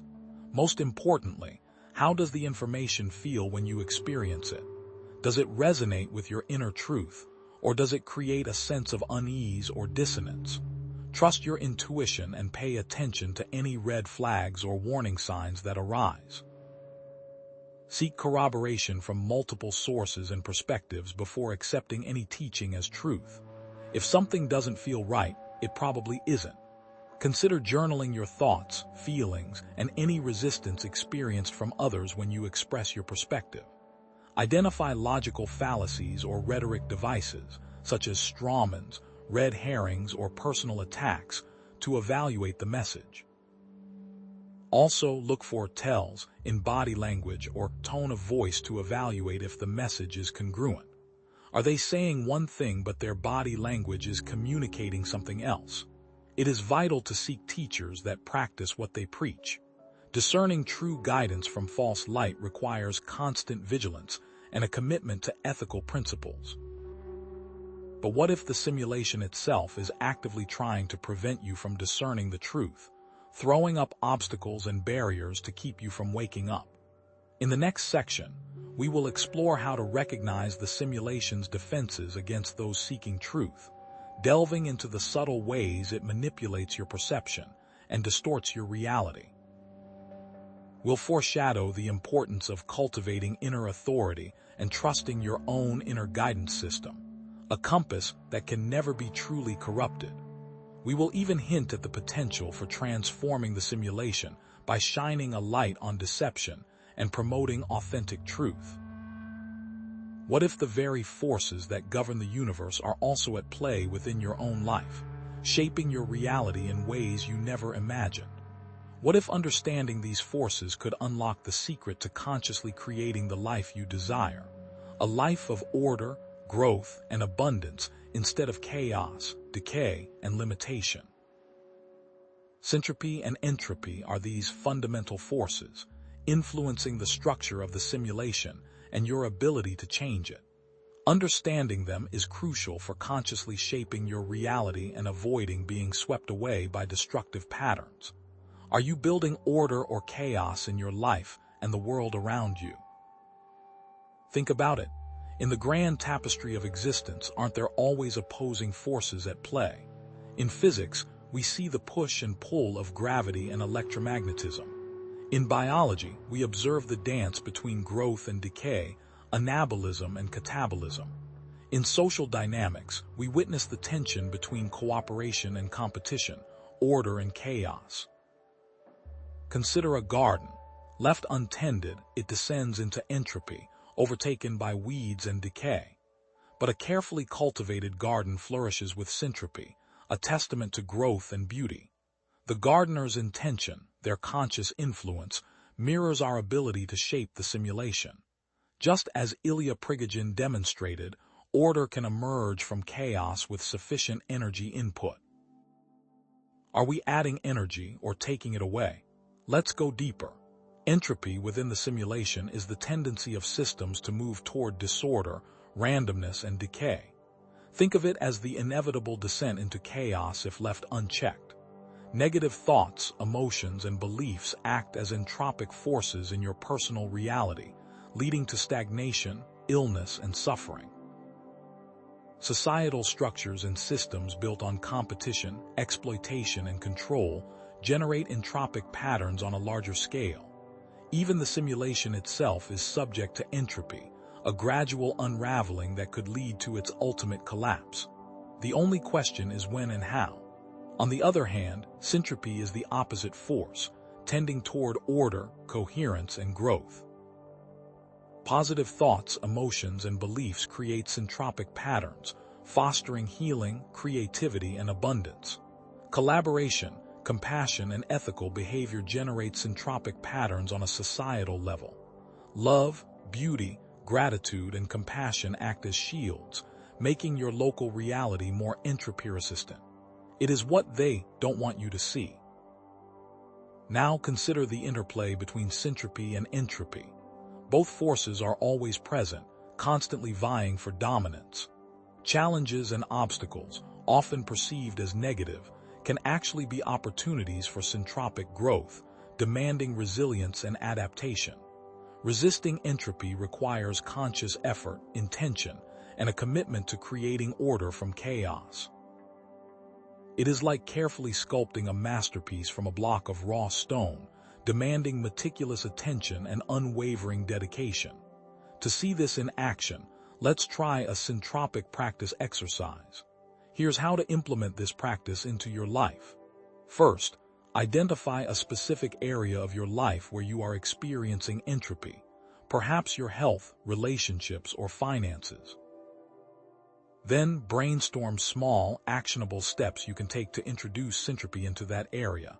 Healthy eating, expressing gratitude, setting financial goals. Focus on cultivating positive thoughts, emotions, and beliefs related to your desired outcome. Visualize the positive changes you wish to create, engaging all your senses and emotions.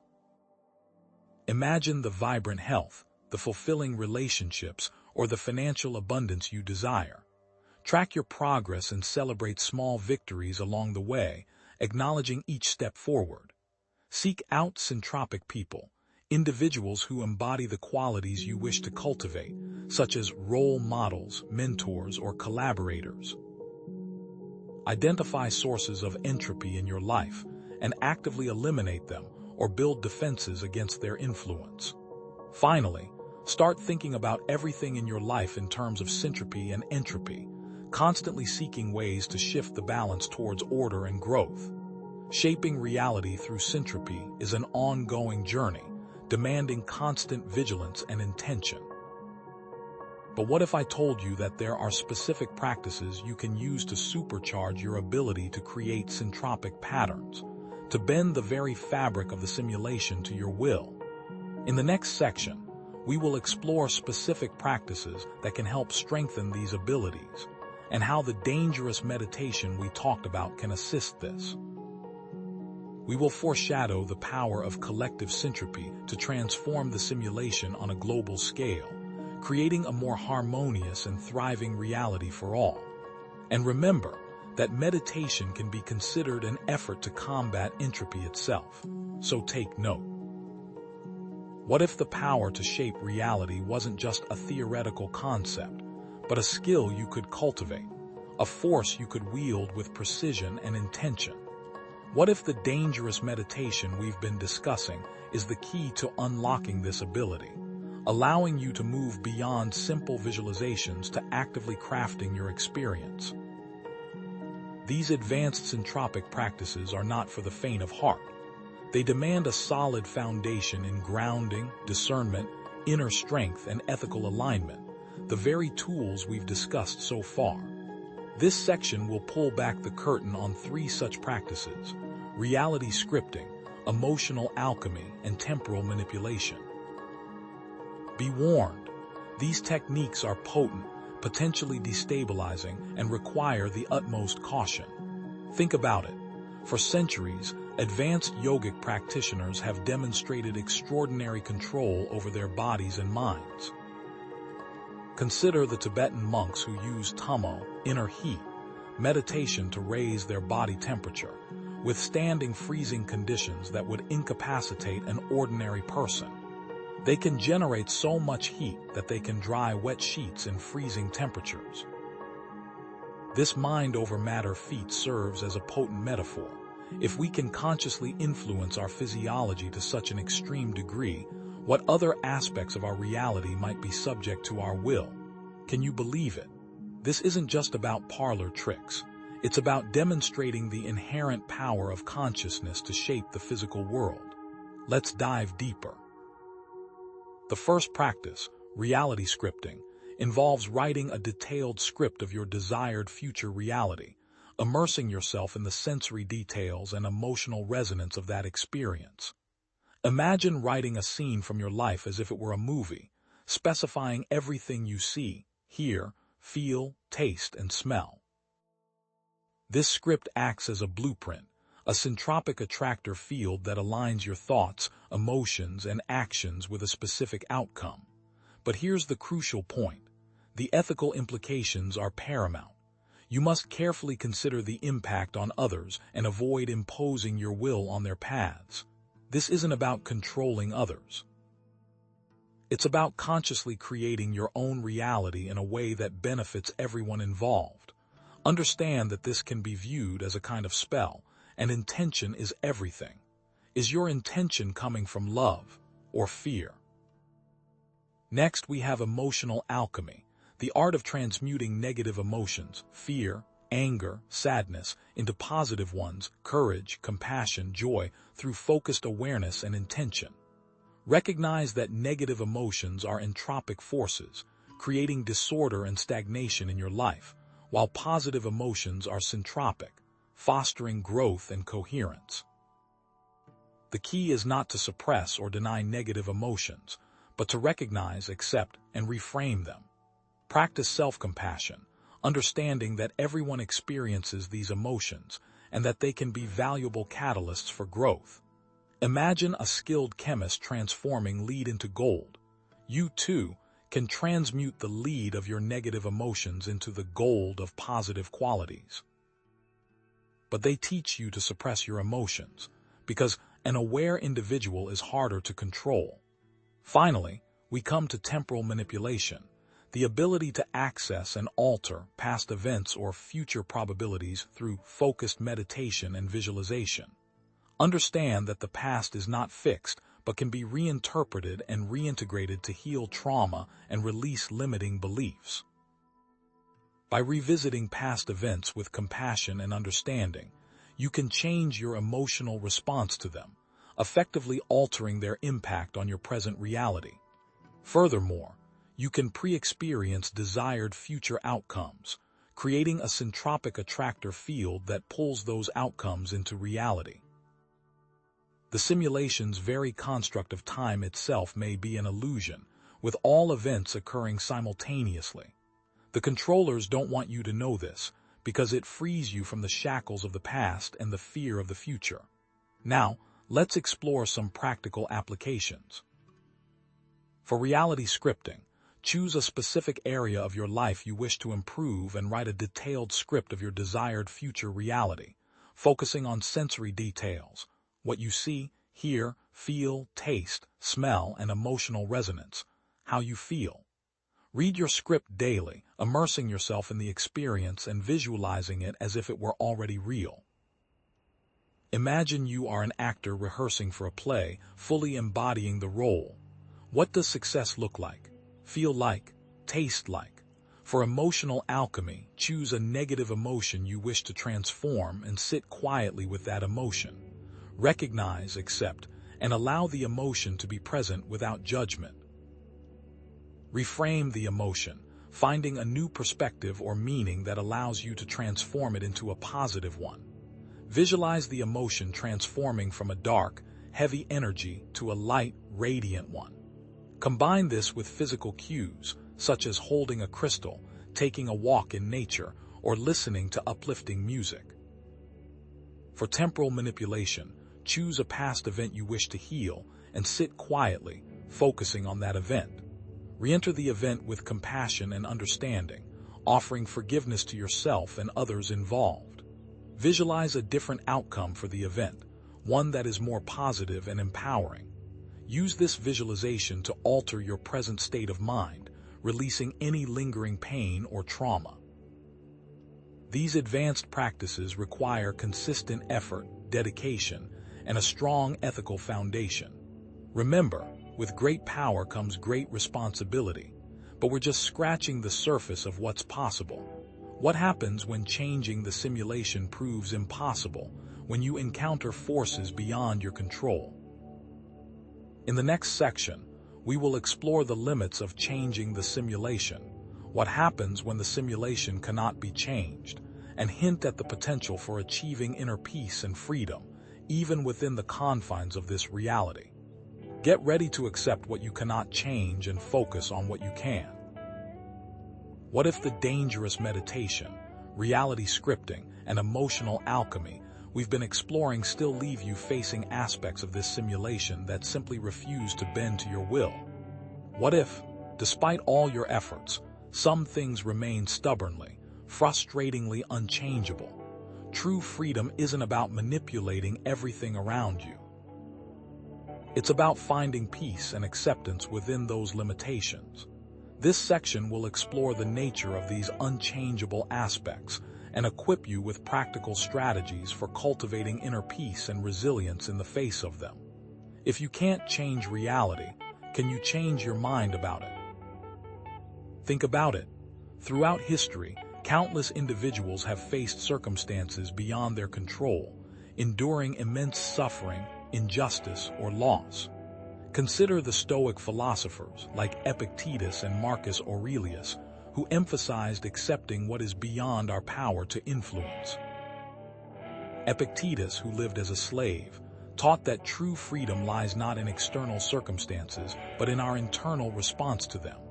Marcus Aurelius, the Roman emperor, faced constant war and political turmoil, yet he found solace and strength in accepting the present moment.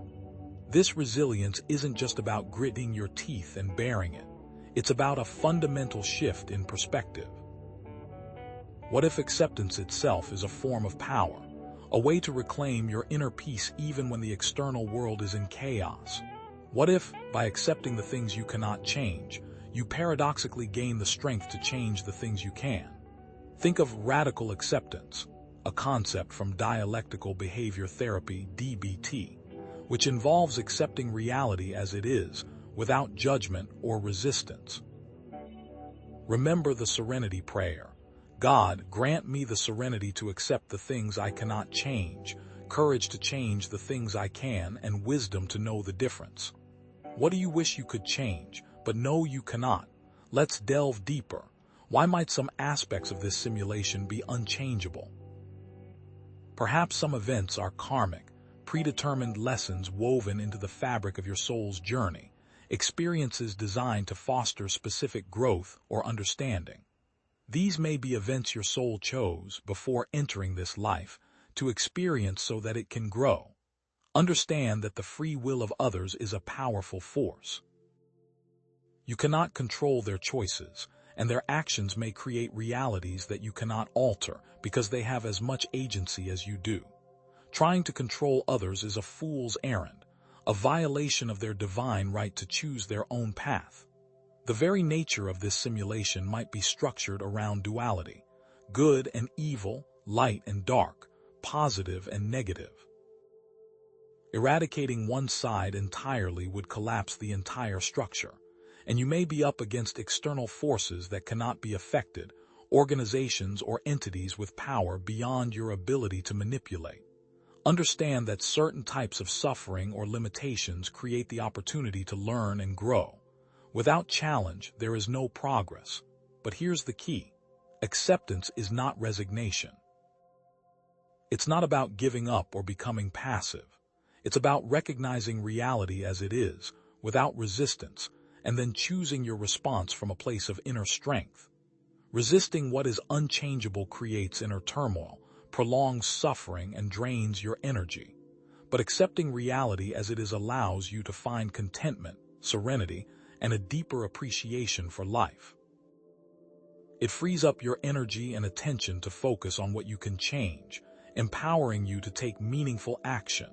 Embracing both the positive and negative aspects of life creates a profound sense of meaning and gratitude, making you stronger and more resilient. Now, let's explore a practical application, a radical acceptance exercise. First, identify a specific situation in your life that you're struggling to accept. A difficult relationship, a health challenge, a financial setback. Next, acknowledge the reality of the situation without judgment or resistance.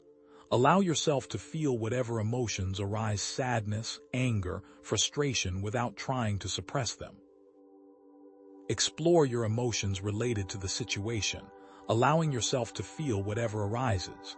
Now, reframe the situation, finding a new perspective or meaning that allows you to accept it with greater ease. Perhaps this challenge is an opportunity for growth, a chance to learn a valuable lesson, or a catalyst for positive change. Remember to practice self-compassion, treating yourself with kindness and understanding during this process. You are doing the best you can. Finally, think of all the reasons why you cannot change the situation. This will help you to fully accept it. Ask yourself, what is the gift in this challenge? And now that you've begun to explore the power of acceptance, recognize that it's an ongoing process that requires patience, self-compassion, and a willingness to surrender. Let's take this a step further by exploring how you might speed up the transformation and find meaning and purpose, even in the face of limitations.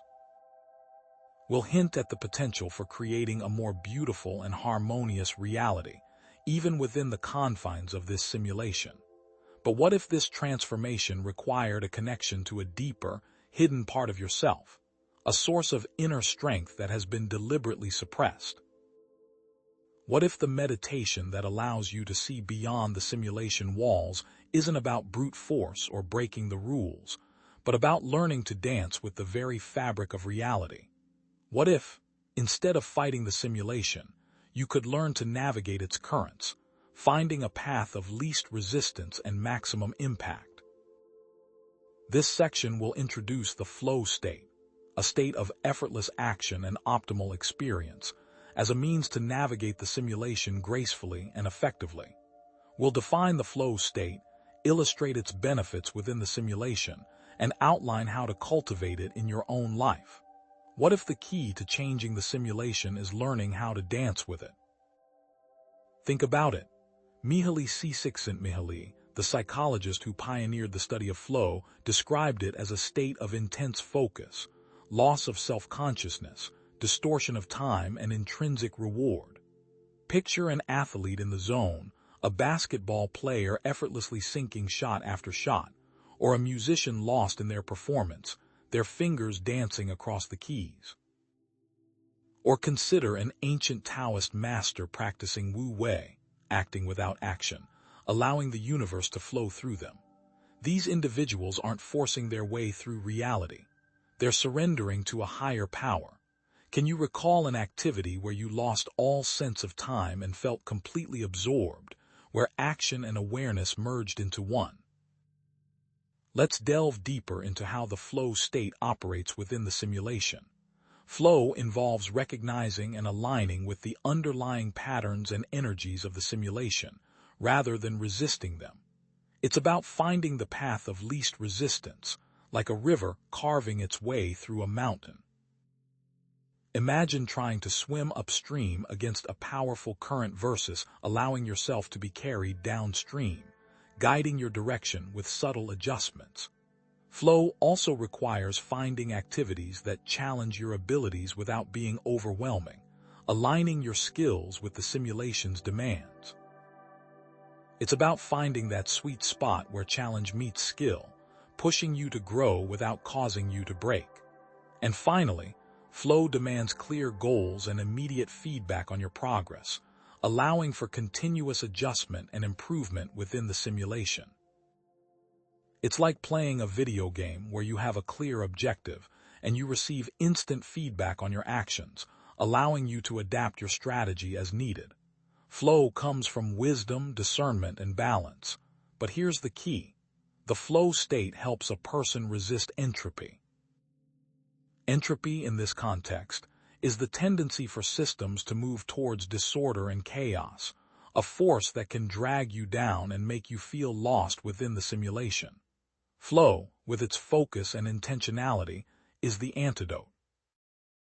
It's like the principle of syntropy, which states that within every system, there exists not only entropy, the force of decay, but syntropy, the force of creation, order, and life.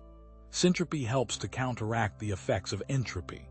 Now, let's explore a practical application, a flow cultivation exercise. First, identify activities that naturally induce a flow state for you: playing music, writing, hiking, coding, even cooking. What makes them so engaging and rewarding? Analyze the characteristics of these activities, noting the level of challenge, the clarity of goals, and the type of feedback you receive. Next, create more opportunities for engaging in these activities in your daily life. Schedule time for them, eliminate distractions, and create a space where you can fully immerse yourself in the experience. Set clear goals for these activities, while also remaining open to unexpected discoveries and opportunities. Don't be afraid to experiment and try new things, but also remember to honor your own energy levels. Pay attention to when you're feeling drained or overwhelmed and adjust your activities accordingly. Cultivating self-awareness is key. And above all, remember to view challenges or obstacles as opportunities for growth. See them not as roadblocks, but as stepping stones on your path. Here's what they don't want you to know. The dangerous meditation, and meditation in general, amplifies your experiences in flow states. The meditation we have been discussing allows you to see the matrix, but once you see it, the only way to effectively navigate and operate in it is to be in flow. But that's just the beginning. Cultivating flow is an ongoing process that requires self-awareness, experimentation, and a willingness to surrender to the present moment. Let's take this a step further by exploring the importance of ethical considerations in navigating the simulation, emphasizing the interconnectedness of all beings. We'll foreshadow the potential for creating a more beautiful and harmonious reality for all, by aligning one's actions with the flow of the simulation. How does this tie into the meditation? And what happens when the flow state leads you to question the very nature of good and evil within this simulated reality? What if the dangerous meditation isn't just about seeing beyond the simulation walls, but about actively rewriting the code of your own reality? What if each meditation session is like upgrading your mental software, unlocking hidden features and capabilities that were always there, waiting to be activated? We have talked about the what, but now the question is how to supercharge it. This section will explore how meditation acts as a catalyst for amplifying syntropy, turning you into a conscious reality creator. We'll show how regular practice of this meditation technique boosts syntropy, and enhances your ability to consciously manifest changes within the simulation. Now that we know what to do, how can we do it better? Think about it. Meditation isn't a passive practice, but a powerful tool for actively rewiring your brain. Just as physical exercise strengthens your muscles, mental training strengthens your mind. Scientific studies on neuroplasticity have demonstrated the brain's remarkable ability to adapt and change throughout life. Research shows that regular meditation practice can increase gray matter in areas associated with attention, focus, and emotional regulation, creating a more resilient and adaptable mind. Consider the implications. These aren't just abstract changes. They translate to a tangible increase in your capacity for syntropy, creating a more fertile ground for conscious manifestation. If the brain adapts to physical training, what does mental training change? Here's where it gets interesting. Meditation specifically enhances syntropy in several key ways. First, it increases your focus and concentration, training your mind to sustain attention and resist distractions, enhancing the power of your intention and creating that laser focus. Think of it as sharpening your mental blade, allowing you to cut through the noise and direct your energy with precision. Second, meditation enhances emotional regulation, cultivating emotional balance, and allowing you to transmute negative emotions into positive ones, amplifying syntropy. Just as alchemists sought to transform lead into gold, you can transform your emotional energy into a powerful catalyst for creation. Third, regular meditation strengthens the neural pathways associated with positive thoughts, emotions, and beliefs, making it easier to create syntropic patterns in reality. It's like paving a smooth highway for your intentions to travel, removing obstacles and speeding up the journey. Finally, meditation allows you to access deeper levels of consciousness, connecting you with inner wisdom and intuition, facilitating better alignment with the simulation. By quieting the noise of the ego, you can hear the whispers of your higher self, guiding you towards your true purpose. Meditation reduces the amount of interference from external sources, and the signal from your consciousness becomes easier to hear. Now, let's put this into practice with a meditation-enhanced visualization exercise. Begin with a period of focused meditation, 10-15 minutes, to quiet your mind and cultivate inner peace. Find a comfortable position, close your eyes and focus on your breath, allowing your thoughts to come and go without judgment. Once you feel centered, transition directly into a visualization practice, focusing on a specific desired outcome. See it clearly in your mind's eye, engaging all your senses and emotions, experiencing the desired outcome as if it were already real. Feel the joy, the gratitude, the excitement, the love. To reinforce your intention, use affirmations, repeating them with conviction and feeling. For example, if you're visualizing abundance, you might repeat, "I am open to receiving abundance in all areas of my life." Practice this exercise daily, making it a consistent part of your routine. Try experimenting with different meditation variations, mindfulness, loving kindness, transcendental meditation, to find what resonates most with you. Track your progress using a journal, noting any changes in your thoughts, feelings, or experiences. But achieving mastery requires commitment, patience, and, above all, self-compassion. What happens, though, when you encounter resistance within the simulation, when your efforts to change it seem to be met with an unyielding force? Let's take it a step further and explore the limits of changing the simulation, and what happens when your reality cannot be changed. What happens when the meditation shows you that some things cannot be changed, and how do you find peace within the confines of those limitations? As we conclude our exploration of this dangerous meditation and its potential to reveal the simulated nature of our reality, let your mind slow for just a moment and turn inward. The revelations that come from confronting the truth about the simulated nature of reality are both terrifying and liberating. But can you truly integrate what you've seen here today? So what have we learned on this journey beyond the simulation walls? We began by questioning the nature of our reality. Then we dove into a dangerous meditation, learning how to see the simulation's walls, build self-defense tools, recognize external manipulation, connect with benevolent allies, work centropically, and then act for collective transformation. You now have the knowledge to traverse the potential benefits and dangers and integrate these tools in daily life.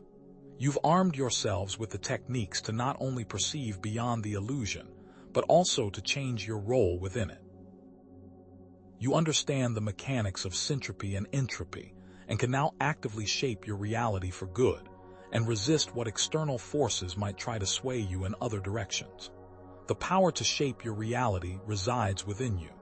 The ability to see is not enough. You must use your wisdom to act and to create a better reality for yourself and others.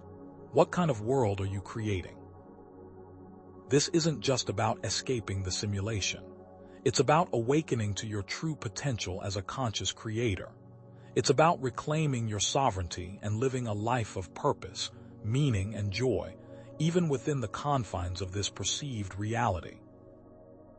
You now possess the tools to navigate the simulation consciously, to resist manipulation, to connect with benevolent forces, and to contribute to a collective transformation that can ripple outwards, creating a more harmonious world for all.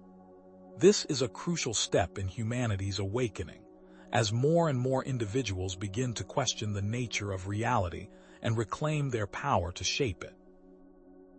This is not a solo quest but a collective emergence, and together a new world will be forged, one choice at a time, one meditation at a time, one act of syntropy at a time. Take some time to reflect on what you've learned, to integrate these concepts into your daily life, and to connect with others who are on a similar path. What resonated most with you? What practices will you begin to incorporate? Begin to experiment with the meditation. Start small and be patient with yourselves. Journal your experience and review it after each session. Build up your defenses. Share your insights, questions, and experiences in the comments below. Let's build a community of conscious creators who support each other on this journey. The simulation is not a prison but a playground, but it's up to you to learn the rules of the game. And more importantly, it's up to you to change the rules of the game. Remember, you are not merely a player in this simulation. You are a conscious creator with the power to shape your own reality and contribute to the transformation of the whole. You have always been the answer. What if everything you thought you knew was a lie? The good news is that you now have the power to discover a much better truth. Thank you for joining me on this journey of exploration. May your path be illuminated by truth, guided by wisdom, and filled with love and compassion. See you in the next video, where we will explore the secret language of the archons and how to decode their messages. Now that you can see beyond the walls, how will you choose to create?